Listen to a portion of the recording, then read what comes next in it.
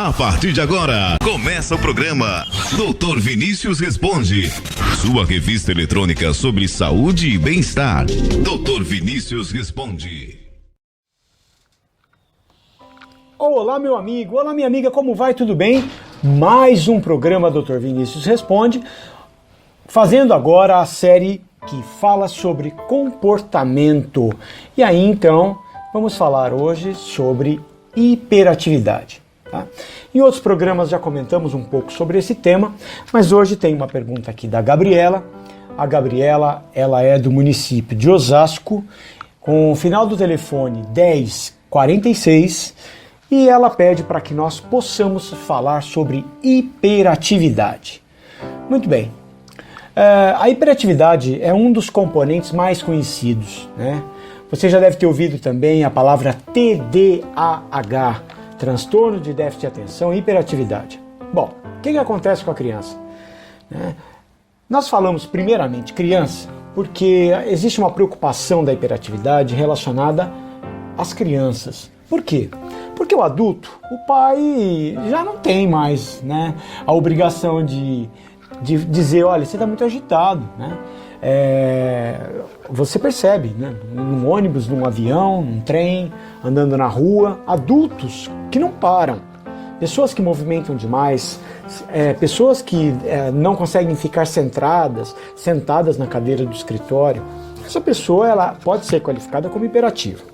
A pergunta, ela veio direcionada para a criança, mas eu estou ilustrando aqui que isso também acontece com os adultos. Então, se não há um tratamento efetivo na fase infantil, a pessoa leva para a vida adulta a hiperatividade.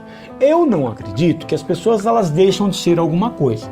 Então, uma criança hiperativa, que está em sofrimento e usa a hiperatividade para, de alguma maneira, compor e se colocar, né, no mundo, ela está em sofrimento e ela vai permanecer em sofrimento. Mas quando no consultório existe este diagnóstico, né, um tratamento psiquiátrico ou psicológico, existe esse diagnóstico e a pessoa ela vai para um tratamento, né, e eu assim espero que esse tratamento possa ser menos custoso para o organismo, ou seja, talvez e muitas vezes sem medicamento, de preferência, né, usando uma acupuntura, usando uma terapia cognitiva, né, a própria psicanálise, a pessoa ter consciência daquilo que faz mal para ela e de como é o comportamento dela. E aí, então, o transtorno de déficit e atenção e hiperatividade, a criança hiperativa, o adulto hiperativo, ele mostra atividade maior que outras crianças, que outras pessoas. No caso das crianças, e outras crianças da idade ideia. É comum as crianças serem ativas, isso é comum, sem que isto seja uma hiperatividade anormal ou patológica. A criança tem muita energia, um velho vai ter menos energia. Então você percebe que existem pessoas que elas, para fazer alguma coisa, para abrir uma porta, para fazer uma comida, para conversar, até para falar, a pessoa fala mole, né? Ela é o inverso disso. Então para ela se compor e achar o seu equilíbrio, ela é o inverso, né, do hiperativo, ela é letárgica e ela precisa ter ali uma composição. Geralmente essas pessoas elas têm um poder de concentração maior que o hiperativo, né? A partir do momento que eu sou diagnosticado, que eu observo, que eu sei que eu sou hiperativo, eu vou começar a ter controle dessa situação, né? E a gente vai falar um pouquinho do tratamento. A diferença é sair da condição da normalidade, né? É você de alguma maneira ter consciência para manter a concentração e a impulsividade, a agitação. A criança hiperativa, ela é um desafio para os pais, para os familiares, para os professores, tá? Isso é fato. Agora, quanto mais atividades essa criança tem, quanto mais conversa com os pais, né, mais essa criança, mais atividade física, né, mais alimentação natural, mais essa criança vai ter possibilidade de lidar melhor com este sofrimento. Mas por que a pessoa ela se transforma assim com excessos de movimento, de comportamento? Bom, Primeira coisa que a gente precisa entender é que a hiperatividade ela pode ocorrer em diferentes graus de intensidade, com sintomas variando entre leves e graves. A depender da gravidade desses sintomas, a hiperatividade ela pode comprometer o desenvolvimento e a expressão linguística, né? A memória, a habilidade motora. Pode afetar não só a criança, nem adulto, mas adolescente, né? E aí então você vai de alguma maneira lidar mediante a fase que ela está vivendo. Existem bebês que já mostram sintomas de hiperatividade. Uma criança, por exemplo, que pode ter fezes amolecidas constantemente, ou muitas infecções de garganta, ou muita irritação, coceira. Aquilo já está mostrando que, como ela não pode falar, como ela não pode se expor, ela já está mostrando que o organismo está em hiperatividade. A criança que tem dificuldade para dormir, a criança ela pode, respondendo aí a todo esse quadro que nós estamos compondo no programa de hoje, falando de hiperatividade. A criança ela pode ter se submetido a níveis de toxicidade, como por exemplo cigarro, álcool, ou até mesmo a toxicidade psicológica da mãe, né, durante a gestação. E aí então ela já usa desde a barriga a hiperatividade para tentar sair dessa situação de sofrimento relacionado à vida. Então uma pessoa ela se torna hiperativa para tentar sobreviver. Assim como também acredito que as doenças elas são uma forma de manutenção da vida. Vou dar um exemplo.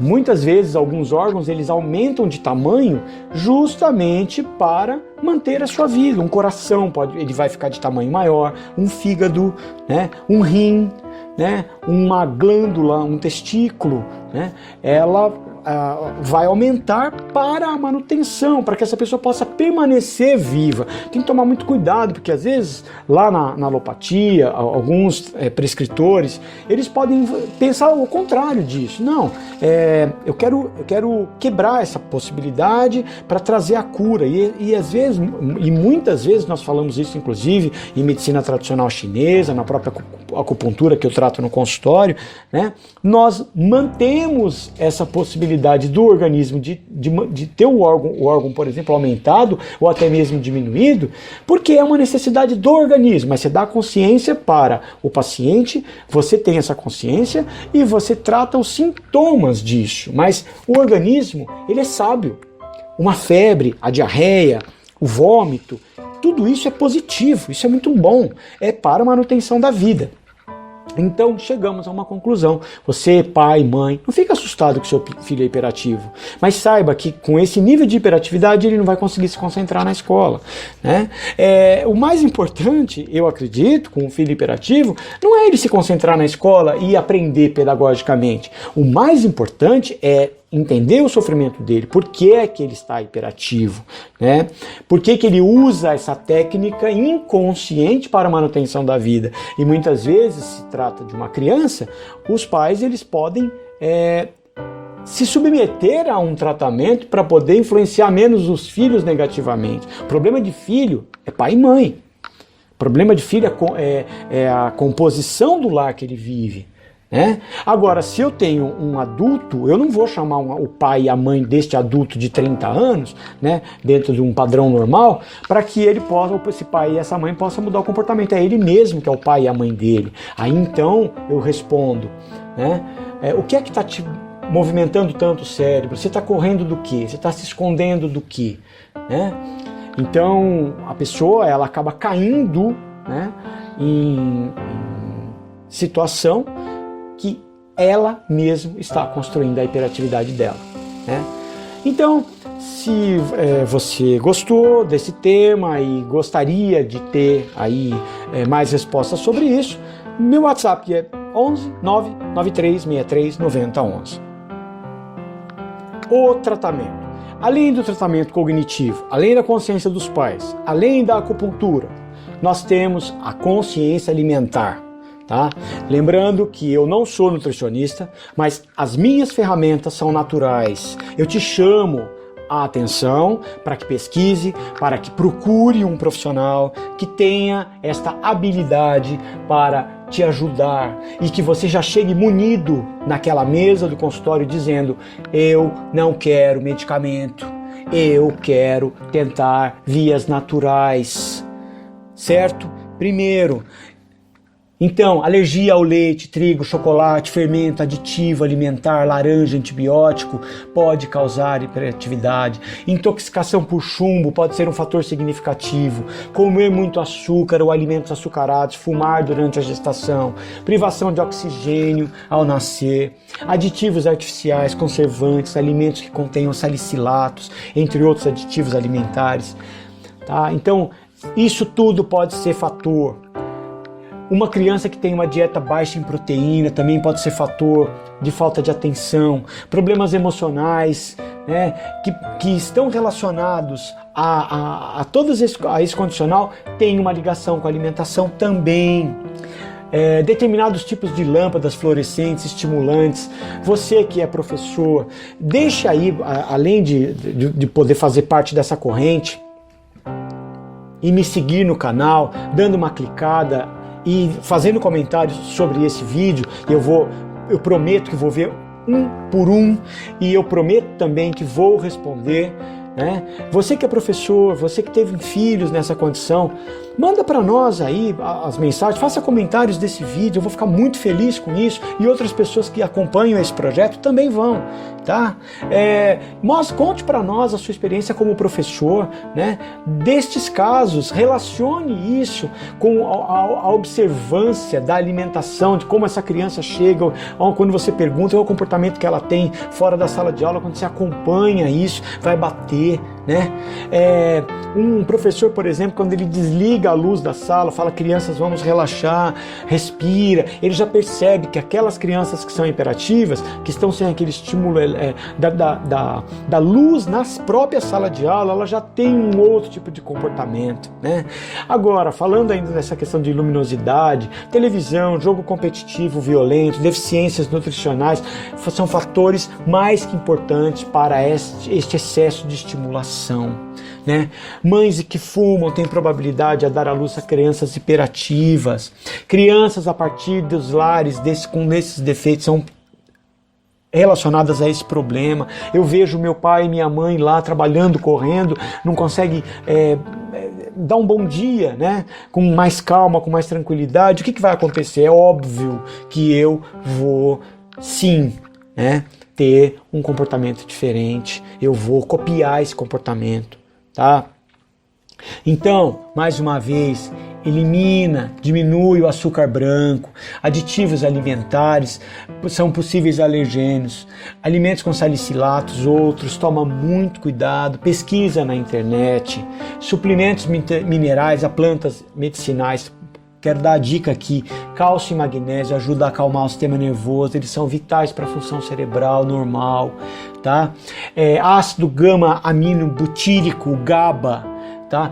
Muitos estudos mostram que o uso de GABA pode reduzir a hiperatividade e beneficiar crianças com distúrbio de aprendizagem. Converse com o seu pediatra de confiança.